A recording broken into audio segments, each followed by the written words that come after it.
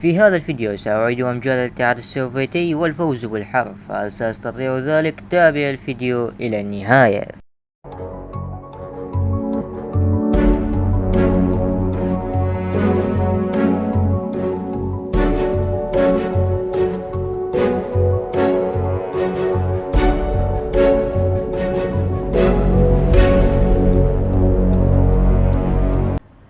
طبعا راح أراهن على روسيا بكل اللي عندي حتى تطلع لي.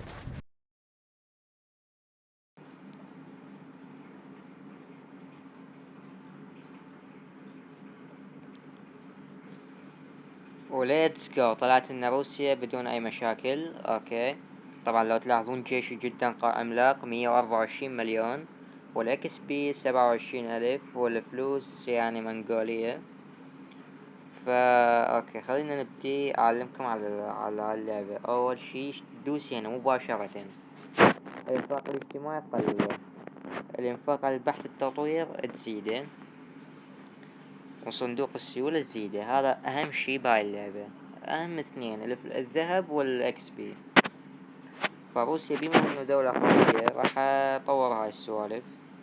هاي ترخص سعر التجنيد، وهاي تطور قدرة جيشك على القتال. فالحكم سوي ديمقراطي. اوكي، خلي اشوف امريكا ايش مرات.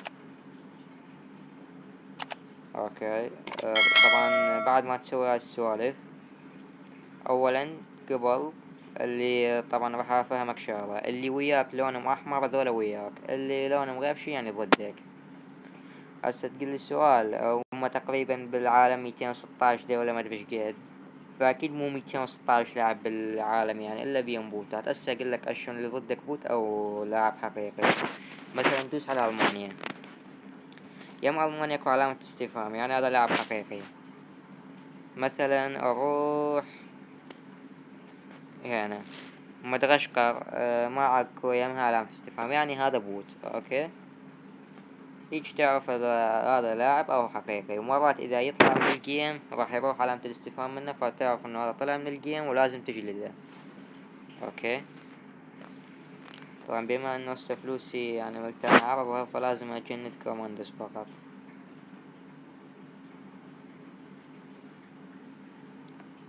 اوكي، طبعا اللي وياي هو امريكا، وراح نكون ضد الصين. الصين هي اللي ضدنا. قوات الصين 105 مليون، انا اعلى منها بس ما راح احتلها. راح تحتل اليابان،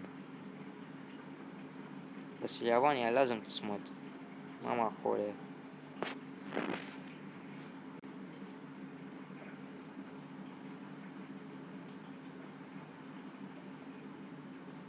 مشكلة إذا أدخل يعني أنا دولة عظمى، يعني إذا أدخل راح أكل هوا. الهند مو قوية، حلو. الصين 108 مليون، مشكلة إذا أتدخل راح أكل هوا.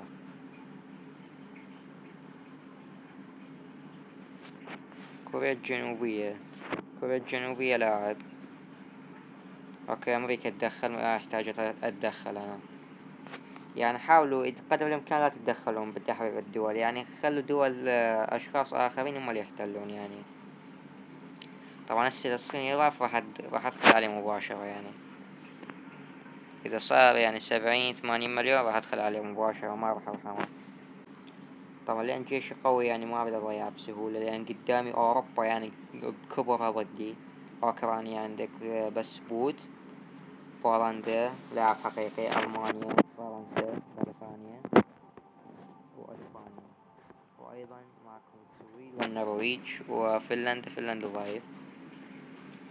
هذول 3 دول الفوق هذول ضعاف يعني تغلب عليهم بسهولة. بس عندك الرباعي المرح، ألمانيا، فرنسا، بريطانيا، إسبانيا، وإيطاليا معاهم لا ننسى، خماسي المرح. أتأكد من الجيش مالتي قوي أو لا. طبعا عندي 490 ألف كوماندوز، فهذا الرقم أبد مو قليل. طبعا روسيا أو الاتحاد السوفيتي معروف بالدبابات، تجنيده خرافي بالدبابات.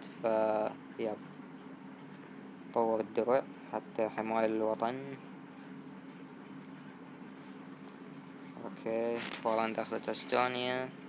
ظلت لاتيفا. اوكي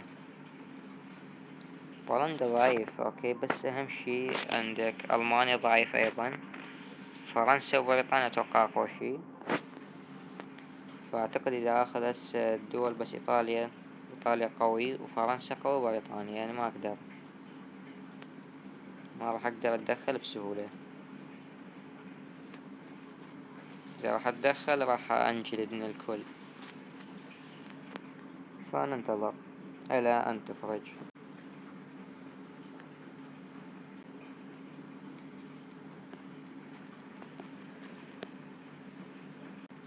اوكي اوكرانيا طبعا قام يمضرط ويعرف من نفسه انه راح ينجلد،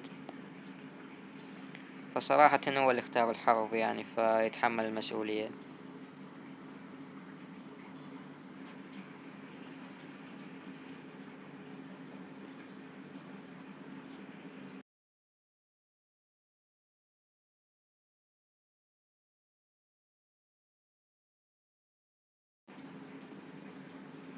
بولندا اعلنت الحرب على يا اخي بولندا لا تضحكني بليز يعني، رجال لا تضحكني والله جديات.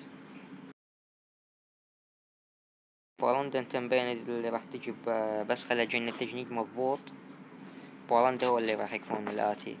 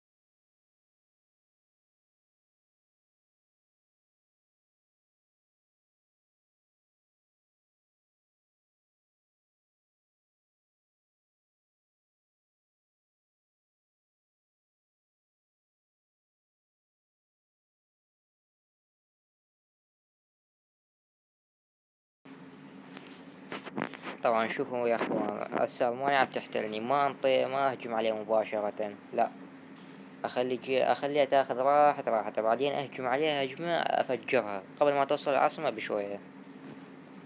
اوكي ثواني علي بس، خليها تفرح بانتصارها بعدين اشقها شق. ثواني بس. اوكي ألمانيا ضعيفة صح؟ يب، فوت لي على بولندا على السريع بدون توقف.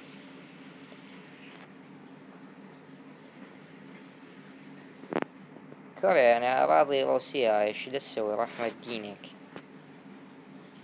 ناخذ على الأراضي العادي.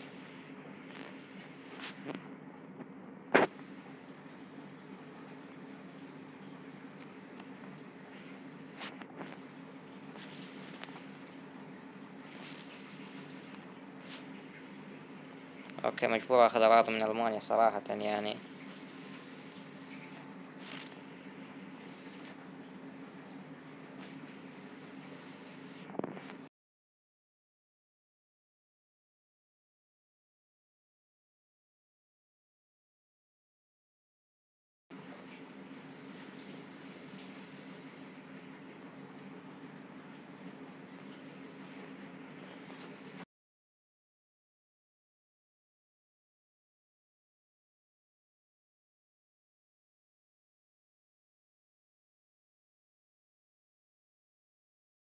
اوكي شباب، هسه المانيا ضعيفة وفرنسا ضعيفة وبريطانيا ضعيفة ايضا، يعني بريطانيا اقوى واحد بيناتهم، فراح ابقى اجند ما راح اسوي شي بعد. وايضا اريد افتح النووي، طبعا هتلاحظون صار لي ساعة اطور، اريد افتح هذا النووي يعني الا 8 خرب. يلا ما ضل شي هسه اطوره، حتى بس افتح النووي قبل ارجع صن البحث والتطوير واقوي النفقات العسكرية والاجتماعية.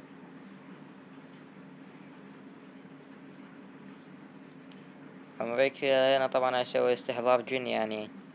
شوف كم يزم خلي اراضي طبعا اللعبة اول ما تلعبها يعني راح تحسها مو ممتعة، بس يعني ورا شوي راح تحسها طيبة. تعال البانيا دين على يومك. ايش بكم يعني بس تريدون تحررون اوكرانيا؟ اوكرانيا يعني يفد شي مثلا؟ منو يا اوكرانيا؟ احتل ابوها، ليتس جو احتلها. المانيا دير بالك على روحك، بس راح انطي الاراضي التركية لان تركيا وقفوا وياي. يستاهل تركيا، يعني روسيا يعني كبير. وراح نبدي النووي، يا بسم الله الرحمن الرحيم من ويانا. طبعا أغلبية الدول سقطت ما عدا الصين ف خلا أنطي خبر للشباب.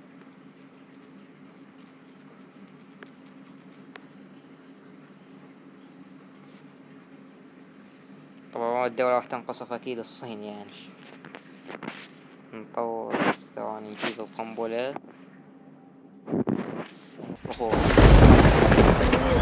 ضربونا بالمنوي. التصنيع شلون ايش صار بجيشه؟ حرفيا تدمر انشل. راح احتل الصين ثواني بس، ما راح نطيه مجال يتنفس، بس خله اجند. ارسل كل القوات الروسية على الصين بسرعة. ما شايف دولة بحياتك انت؟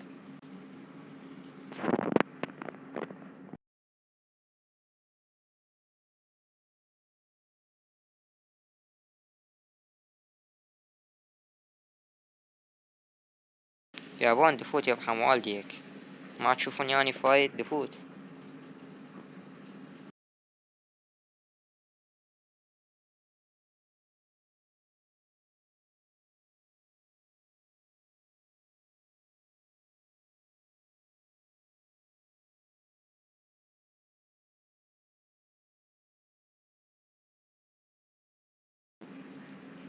اوكي بدأ الجيش مالتي ينسحل.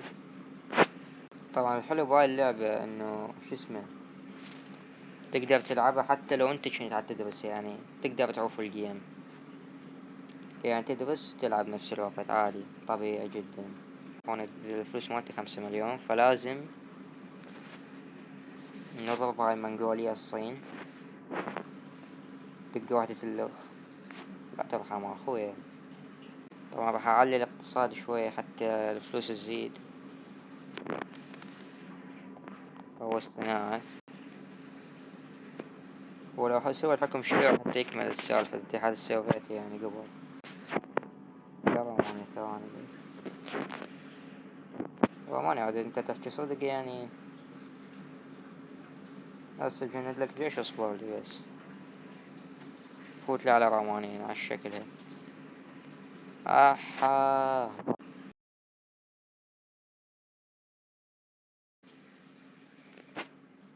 طب شلون راح اشيلك يعني اذا اصلحك نووي؟ دقوا نووي. هو يريدها.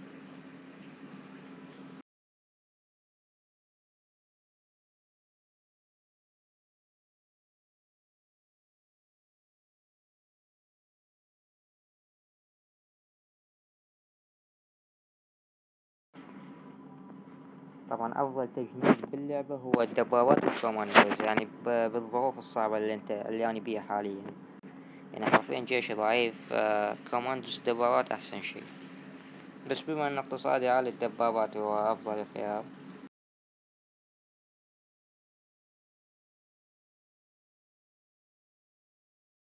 بس دق الاقتصاد دوانز.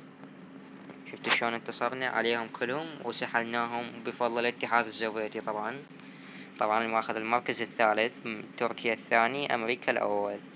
اكيد انا بفضل يعني شنو اول امريكا يعني الا مفروض اول. المهم كان نفوز والله حبيت انهي الفيديو الى هنا. سلام.